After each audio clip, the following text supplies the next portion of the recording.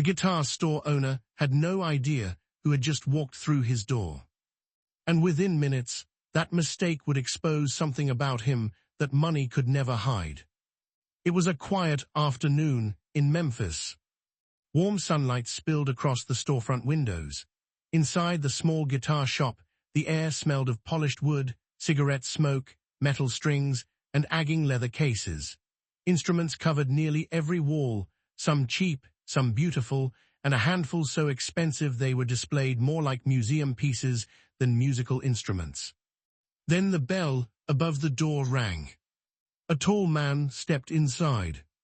Dark glasses, simple clothes, black hair swept back. He wasn't surrounded by bodyguards. There were no screaming fans behind him. No photographers. No spotlight. Just a man walking quietly into a guitar shop. Elvis Presley. But the owner barely looked up. Elvis didn't announce himself. He slowly moved along the wall, examining guitars the way musicians do, not looking first at price tags, but at wood, strings, necks, and the small details that suggested how an instrument might feel in someone's hands. Then he stopped. Behind the counter, protected beneath glass, sat an extraordinary guitar. Its finish seemed flawless. Gold hardware reflected the warm lights. Every detail looked expensive. Beside it was a handwritten card. $55,000. Elvis leaned closer. That's a beautiful guitar. The owner finally looked at him. Then looked at Elvis's clothes. Sure is. Elvis nodded toward the case. Mind if I try it? The owner's expression immediately changed. He stepped closer. That's not really a guitar for trying. Elvis slowly turned toward him. What kind of guitar is it? The owner smirked. The kind you buy. Elvis gave a faint smile. Well, I'd probably want to hear it before I bought it. The man folded his arms. Then he said the sentence that made the young employee behind the counter stop moving. No offense, friend. The owner glanced toward the expensive guitar. But you couldn't afford that. Silence. A customer near the back turned around. The employee stared at his boss. Elvis said nothing. Then slowly, he removed his sunglasses. The owner's confidence disappeared. His eyes widened. His mouth opened. He looked again. The hair. The face. Those unmistakable eyes. His skin went pale. Oh my God.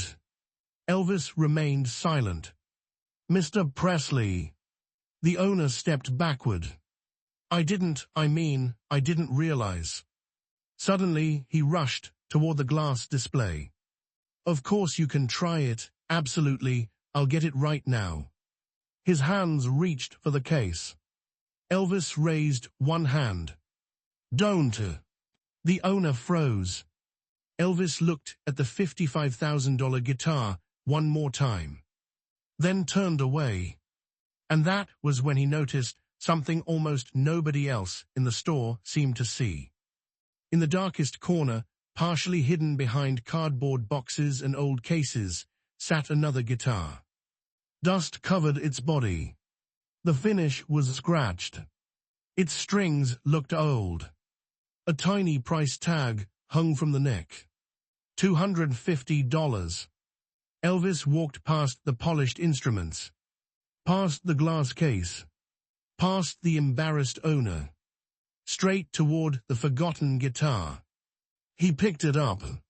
Dust covered his fingers. The owner laughed nervously. Mr. Presley, you don't want that one. Elvis looked over his shoulder. Why not? It's cheaper. Elvis brushed the dust away. So, the owner shrugged. It's been sitting there forever. Then he added, nobody wants it. Elvis stared at the guitar.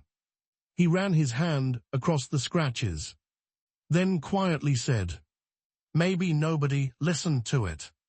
The room went silent again. And before we continue, tell me, where are you watching from? Write your city or country in the comments.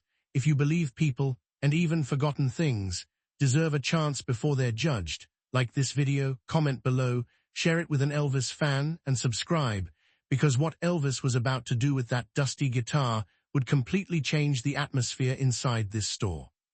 Elvis found an old wooden stool. He sat down, then began tuning. One string fought him. Another buzzed. The owner became increasingly uncomfortable. "Mr. Presley, seriously." Elvis kept tuning. "I can bring you something better." No response. "Something worthy of you." Elvis's hands stopped. Slowly he looked up. "Worthy of me?" The owner swallowed. "Yes." Elvis glanced around. Hundreds, thousands, tens of thousands of dollars hanging across the walls. Then he looked down at the scratched guitar in his hands. What makes a guitar worthy of a musician?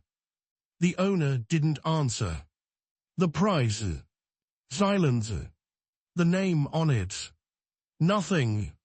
Elvis smiled faintly. "Let's ask the guitar." He played one chord. It buzzed. The owner almost smiled. Elvis adjusted his fingers. Another chord. Cleaner. Then another. And suddenly, the instrument began changing. Not physically. In Elvis's hands. A slow blues progression filled the store. Warm. Raw. Imperfect. Alive. Customers moved closer. The employee stopped working. Elvis closed his eyes. He wasn't showing off. He wasn't trying to prove he could play. He simply listened to what the instrument wanted to give him. Every scratch seemed to disappear into the sound. Every imperfection became character. Minutes earlier, the owner had treated the guitar like junk. Now Elvis Presley was making the same instrument sound as though it had been waiting years for someone to understand it. Then Elvis stopped.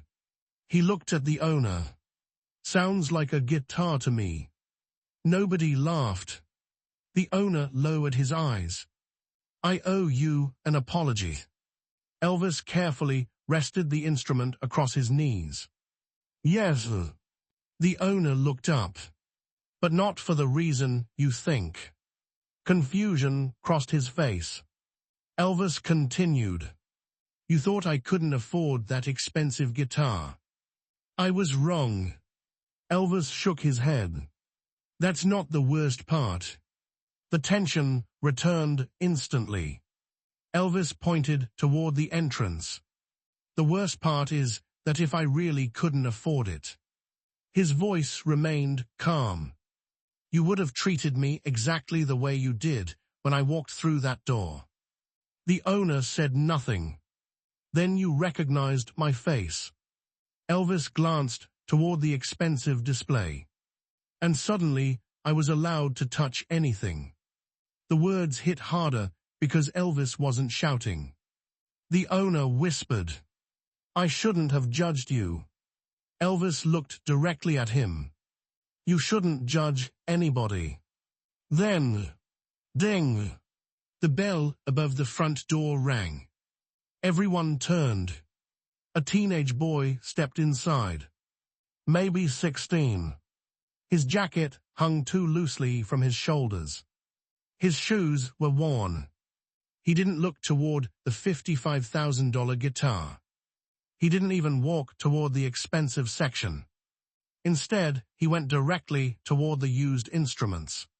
Picked one up. Checked the price. Put it back. Another. Same thing. Elvis watched silently. Then the boy walked toward the dusty corner. He stopped. His eyes locked onto the instrument in Elvis's lap. Elvis noticed immediately. "You wanted this one." The teenager froze. "No, sir. You were looking at it." The boy shrugged. "I come in sometimes." "You play?" "A little." Elvis held out the guitar. "Come here." The boy hesitated, then approached. Elvis placed the dusty $250 guitar into his hands. "Play something." The teenager panicked. "I'm not very good." Elvis smiled. Neither was anybody before they practiced. The boy sat down. His first chord was rough. His second was worse. He missed the third entirely. But Elvis didn't laugh. He leaned forward. Because beneath those mistakes, he heard something. Rhythm, instinct, and something even more important. Hunger. Elvis watched him play for another few seconds, then asked, "How long have you been saving?" The boy's hands stopped. He stared at Elvis. "For what?" Elvis pointed toward the guitar. The teenager lowered his eyes, then quietly answered, "Almost a year." Elvis's expression changed. "How much do you have?" The boy told him. "Not enough. Not even close." Elvis looked at the cheap guitar, then at the boy. "Why do you want one so badly?" The teenager stared at the floor. "My dad works nights." Elvis waited. "He says if I learn enough songs." The boy swallowed. "Maybe we could play together on Sundays." Elvis smiled. "Your father plays." The boy's answer came quietly. "Used to." Why'd he stop? The teenager looked down at the guitar in his hands, then said something that made Elvis slowly turn toward the $55,000 instrument behind the glass. "He sold his guitar when my mom got sick." And suddenly, the most expensive guitar in the entire store didn't look valuable at all. For several seconds, Elvis Presley said nothing.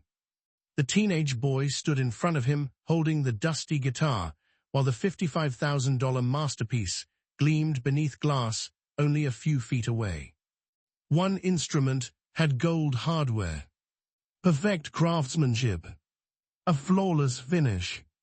The other had scratches, old strings, and dust still trapped around the bridge. But after hearing why the boy wanted a guitar, Elvis wasn't looking at price tags anymore. "Your father sold his guitar when your mother got sick." The boy nodded. "When?" "Last year.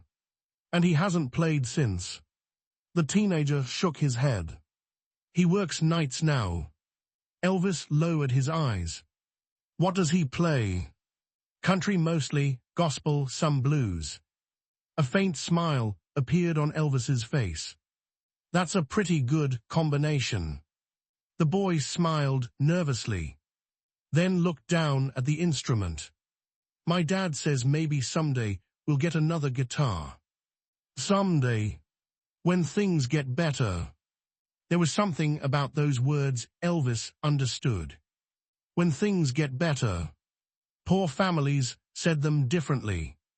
Not because they knew things would improve. Because sometimes hope was the only thing left that didn't cost money. The teenager carefully handed the guitar back. "Thanks for letting me play." Elvis didn't take it. The boy extended it farther. Elvis shook his head. The teenager frowned. "What?" Elvis pointed toward the instrument. "You forgot this." The boy laughed nervously. "That's not mine." Elvis turned toward the owner. "How much?" The owner immediately stepped forward. "Mr. Presley, please take it, no charge." Elvis's expression hardened. "No." The owner stopped. Elvis reached into his pocket. He isn't getting charity from you because Elvis Presley happens to be standing here." The room became quiet. The owner understood immediately. Minutes earlier, this same man had decided who deserved access to his instruments based on what he believed they could afford. Now he was ready to give one away simply because the world's most famous customer was watching. Elvis wasn't going to let the boy become another part of that performance. He placed the full price on the counter, then turned toward the teenager. "Now it's yours." The boy didn't move. His eyes traveled from Elvis to the guitar, then back again. "I can't take this." "Sure you can." "Why?" Elvis looked at the battered instrument, then at the boy's hands. "Because somebody should hear what happens after you learn the rest of those chords." The teenager's eyes filled instantly. He tried to speak. Nothing came. Elvis gently pushed the guitar toward him. This time, the boy accepted it. He held it differently now. Not like a guitar he'd borrowed from a store. Like something that might become part of his life. The owner watched silently. And perhaps for the first time that afternoon, he began understanding what Elvis was trying to show him. The cheapest guitar in the room had just become the most important one. But Elvis wasn't finished. He turned. Behind the glass, the $55,000 guitar still waited beneath the lights. Elvis pointed toward it. "Let me see the expensive one now." The owner's eyes widened. "Of course." He rushed toward the display, carefully unlocked it, lifted the guitar with both hands, then presented it to Elvis almost ceremonially. Every person in the store moved closer. Surely this was the moment. Elvis Presley had made his point. Now he would buy the finest guitar in the shop. Elvis took it. He inspected the craftsmanship, ran his fingers along the neck, then played a chord. The sound was magnificent. Another chord. Beautiful. Perfect balance. Rich tone. Even the teenager stared. The owner finally smiled. "That's why it's $55,000. Elvis nodded. "It is beautiful." The owner's confidence returned. "Should I wrap it?" Elvis looked at him, then toward the teenager, clutching the dusty $250 guitar. And before we continue, tell me, where are you watching from? Write your city or country in the comments. If you believe respect should never depend on how much money someone has, like this video, comment below, share it with an Elvis fan, and subscribe, because Elvis's next decision would leave everyone inside that guitar store staring at him.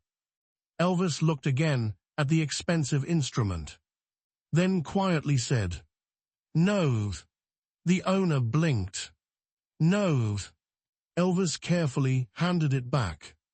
"I don't need it." The man's face fell. "But Mr. Presley, this is one of the finest guitars in the country." Elvis smiled. "That doesn't mean it's the guitar I need." The owner stared at him. Elvis pointed toward the dusty corner. "Those guitars back there. What about them? Clean them." The owner nodded slowly. "Change the strings." Another nod.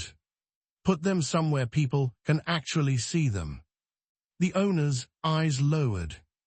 Elvis continued. "And next time somebody walks through that door." He paused. The entire shop waited. Find out how much they love music before you find out how much money they have. The teenager looked toward Elvis.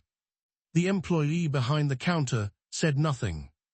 The owner seemed smaller now. Not humiliated. Something more uncomfortable. Ashamed. Because Elvis hadn't attacked him. Hadn't shouted. hadn't used his fame to embarrass him.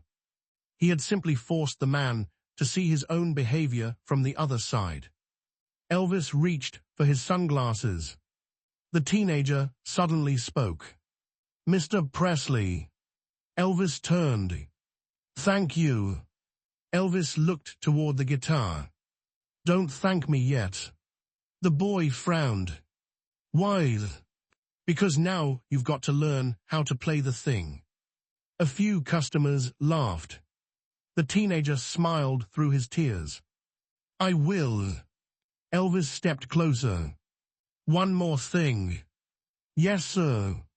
Elvis pointed toward the guitar. "Don't let the price of your instrument decide the value of your music." The boy looked down. Elvis continued. "A $55,000 guitar in the wrong hands is furniture." Several people smiled. Then Elvis tapped the boy's scratched guitar. "A $250 guitar in the right hands can change somebody's life." The teenager stared at him. Then something unexpected happened. He looked toward the door. Elvis noticed. "You need to go." The boy nodded. "My dad wakes up before work soon." Elvis smiled. "You want to show him?" The teenager looked at the guitar. His voice became quieter. "I want to ask him to play." Elvis's expression softened. The boy started toward the door, then stopped. What if he says no? Elvis thought for a moment. Why would he?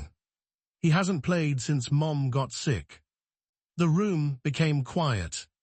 Maybe the father's guitar hadn't only been sold because the family needed money. Maybe music had become connected to a time that hurt too much to revisit. Elvis walked toward the teenager. "Then don't ask him to play for anybody else." The boy waited. Elvis pointed toward his heart. "Ask him to play with his son." The teenager swallowed, then nodded. He stepped through the door, carrying the first guitar his family had owned since his father sacrificed his own. The bell rang behind him. Elvis watched through the window until the boy disappeared down the Memphis sidewalk. Then he turned. The owner was still standing beside the $55,000 guitar. He looked toward Elvis. "I really am sorry." Elvis put on his sunglasses. "Then do something with it." The owner frowned. "What?" "The apology." Elvis pointed toward the dusty corner. "Make it mean something." Then Elvis walked toward the door. But the lesson inside the guitar shop wasn't going to end when Elvis Presley left. Because the next morning, the owner would arrive before opening time, stand alone in front of the forgotten guitars, and begin changing the store. And somewhere else in Memphis, a teenage boy would place a $250 guitar into his exhausted father's hands. The father would stare at it, then at his son, and after nearly a year without playing, his fingers would slowly reach for the first chord. The father didn't touch the guitar at first. He simply stared at it. His work shirt was wrinkled from sleep. Heavy shadows rested beneath his eyes.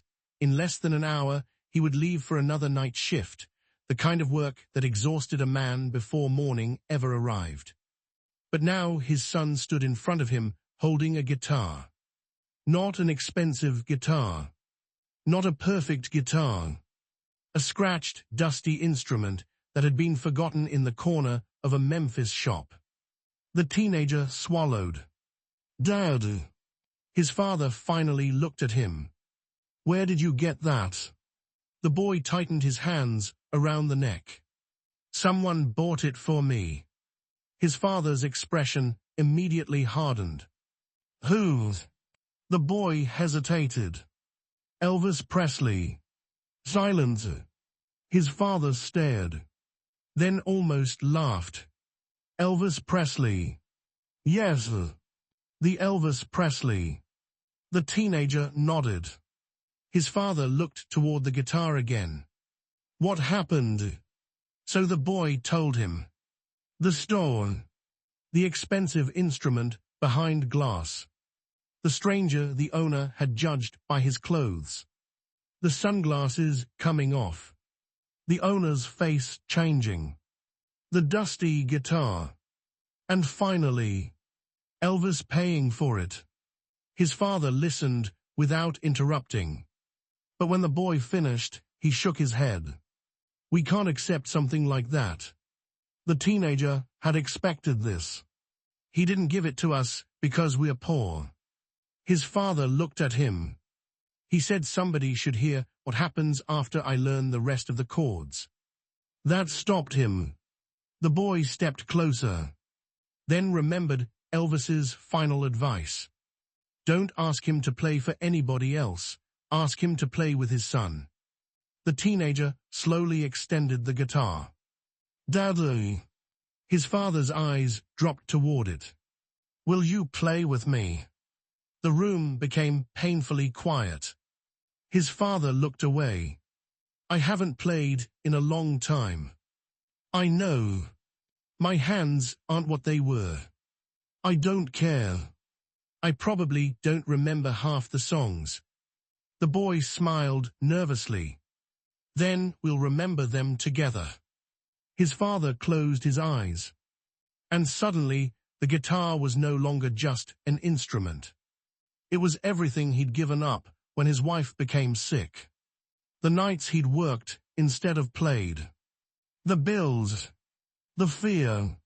The moment he'd carried his own guitar into a pawn shop because medicine mattered more than music. He had told himself it didn't matter. A guitar was wood and wire. His family needed him. So he sold it. And then something unexpected happened. He stopped singing too. The house became quieter. Sunday afternoons became ordinary. The music disappeared. His son had noticed all of it.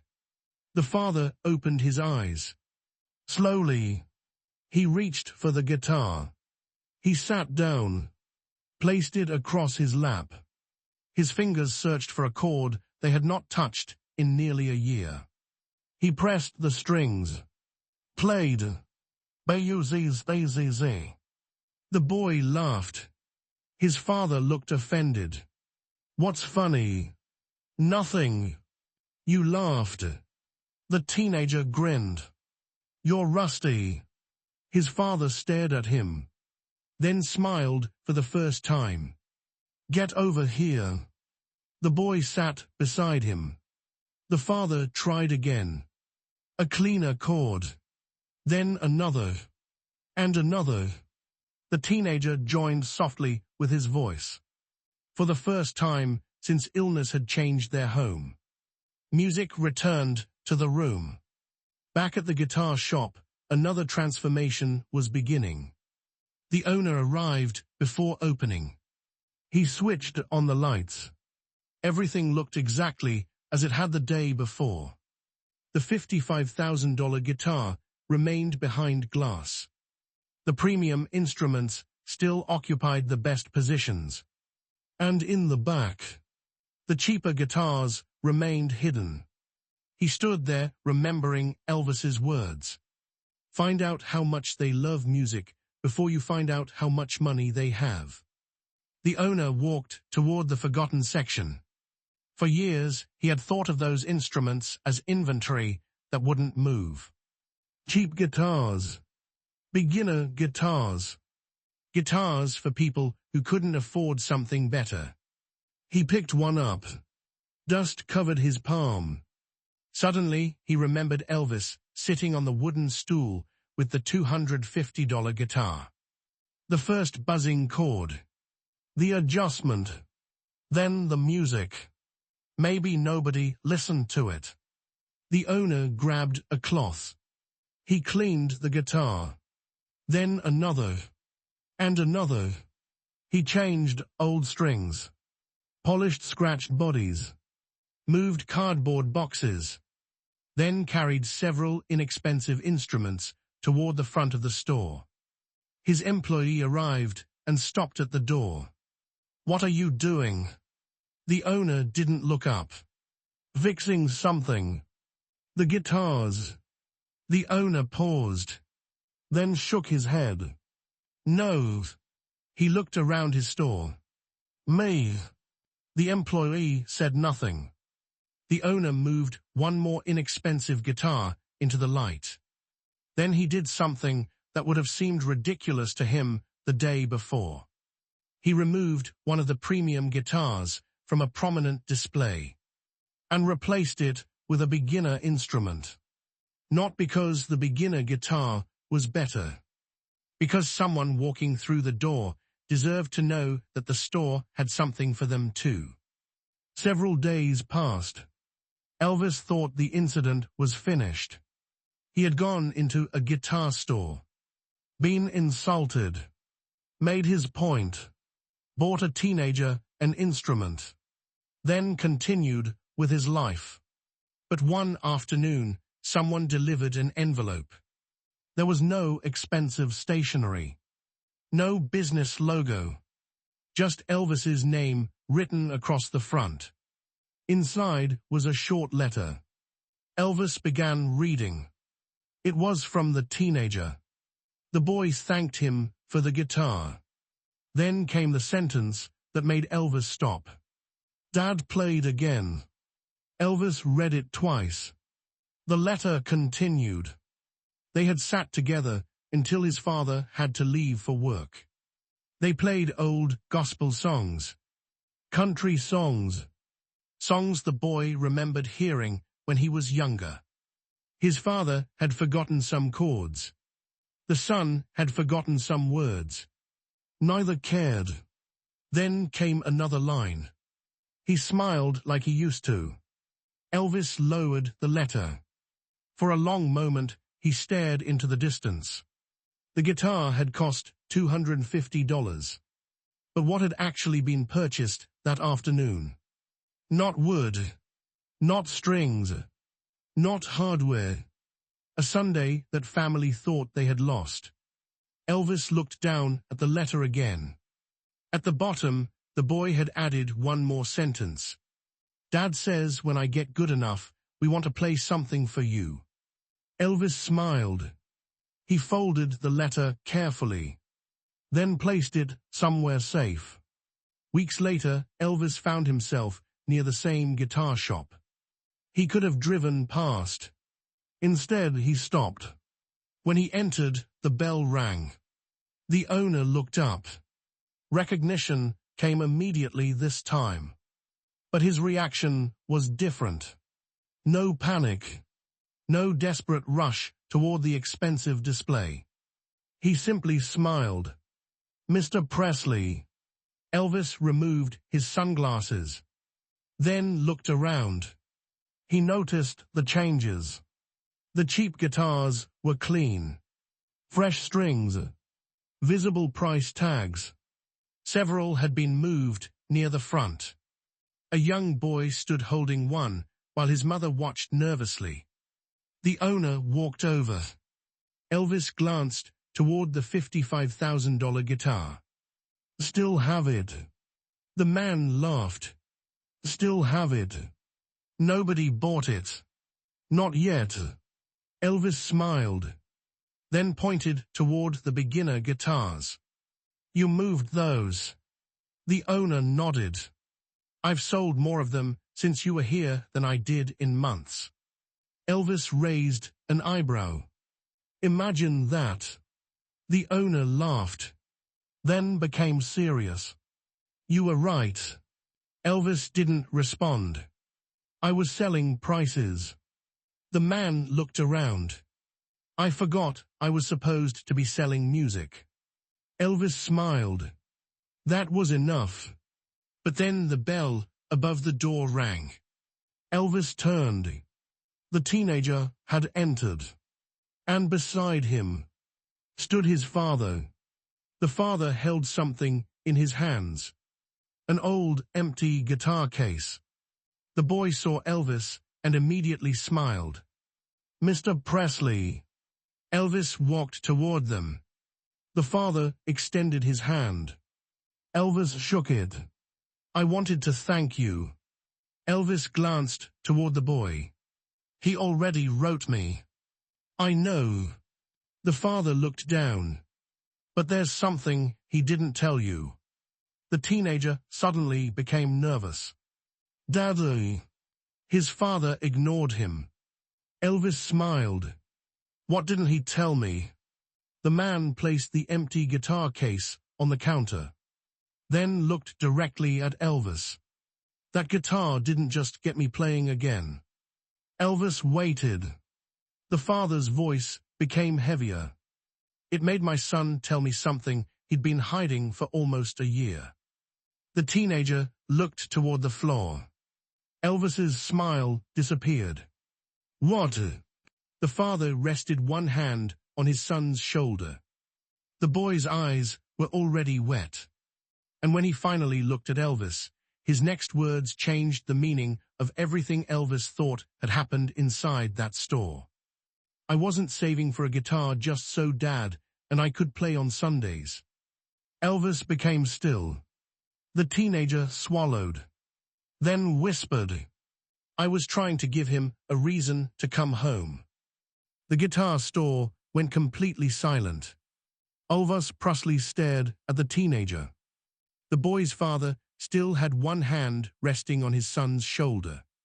The teenager looked down at the floor, then repeated the words Elvis wasn't sure he'd heard correctly. I was trying to give him a reason to come home. Elvis's expression changed. What do you mean? The boy swallowed. His father closed his eyes. For several seconds, neither spoke. Finally, the teenager looked at Elvis. After Mom got sick, Dad changed. The father's jaw tightened. He worked every night. He'd come home exhausted. Sometimes he'd sit in the car outside before coming inside. The boy's voice began trembling. And after he sold his guitar, he stopped. Elvis waited. He stopped doing almost everything that made him happy. The father lowered his head. The boy continued. No music. No singing. No Sundays together. Nothing. Elvis looked toward the father. The man couldn't meet his eyes. The teenager wiped beneath one eye. I thought if I could get a guitar. His voice cracked. Maybe he'd remember us the way we were before everything got bad. The meaning of the $250 guitar suddenly changed. Elvis had thought he was helping a boy begin playing. But the boy had been trying to restore something inside his own home. Not fame. Not ambition. Connection. The father finally spoke. I didn't know. His voice was barely audible. Elvis looked at him. The man stared at his son. I thought working was what they needed from me. The teenager shook his head. We needed you. The words landed hard. His father looked as though someone had struck him. I was there. The boy's eyes filled. You were tired, Dad. A pause. You were always somewhere else, even when you were home. The father covered his mouth. The owner turned away. Even the employee behind the counter lowered his eyes. Elvis said nothing. This wasn't a moment that needed a celebrity. It needed a father and son to finally hear each other. The father reached toward the boy. I thought I was protecting you. I know.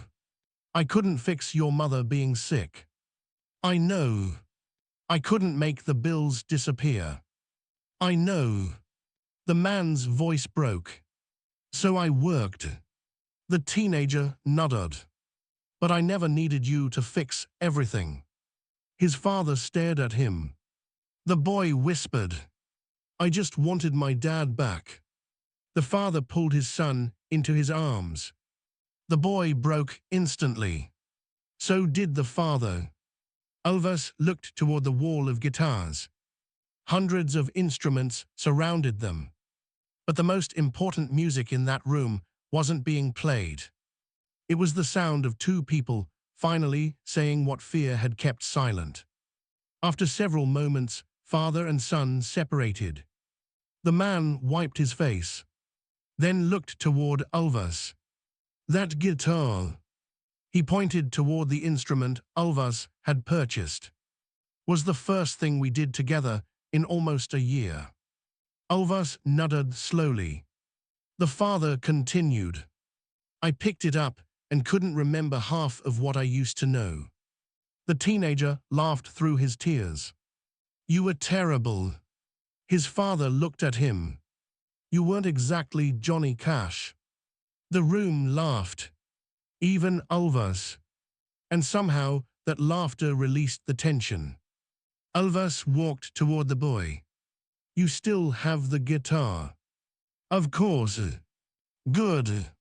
Elvis looked at the father. And you're still playing. The man nodded. Every Sunday. The teenager corrected him. Almost every day. His father smiled. Elvis looked between them. Then I'd say that guitar's doing its job. The boy nodded. Then his father opened the empty case he'd brought into the store. Elvis frowned. What's that for? The man glanced toward the owner. I came to buy another guitar. The owner stepped forward. For yourself. The father nodded. My son's tired of shopping. Dad. Everyone laughed. But Elvis noticed something. The father wasn't looking toward the expensive section. He was looking at the newly cleaned, affordable guitars near the front. The same instruments that would once have been hidden behind boxes. The owner noticed too. He walked over. What kind of music do you play? The father smiled. Country, gospel, some blues. The owner nodded. Then let's find something that sounds right. Not a. How much can you afford? Not a. Those guitars aren't for you. Instead, what do you play? Elvis heard the difference and smiled. The apology had finally become something real.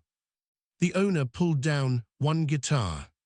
The father played it, shook his head. Another, too bright. A third. He played a slow chord. Then another. His son immediately smiled. That one. His father laughed. You don't get to choose. You like it. I didn't say that. You made the face. What face? The guitar face. Elvis laughed. I saw it too. The father looked betrayed. Whose side are you on? Elvis pointed toward the teenager. Musician's side. The father played another chord. This time he smiled openly. The owner looked at the price tag. Then toward him. For 1 second, Elvis wondered whether the old instinct would return. Instead, the owner said, It's within the range you mentioned. The father nodded. I'll take it. Elvis reached toward his pocket. The teenager immediately saw him. Don't. Elvis froze. The boy grinned. You already bought one. Elvis slowly removed his hand. All right. The father looked at his son. Then at Elvis. This one is mine to buy. Elvis nodded. I understand. And he did. Sometimes helping meant giving. Sometimes helping meant knowing when not to. The father paid for the guitar. The owner placed it inside the old case. Then, before closing it, he stopped. He looked toward Elvis. Then toward the teenager. I want to say something. Everyone waited. The owner rested both hands on the counter. When Mr. Presley walked in here, I saw clothes before I saw a customer. His face tightened with embarrassment. I decided what he could afford before I knew who he was. Then he looked toward the $55,000 guitar. And when I recognized him, suddenly everything changed. Elvis remained silent. The owner continued. That should have embarrassed me enough. He looked toward the teenager. But then this kid walked in.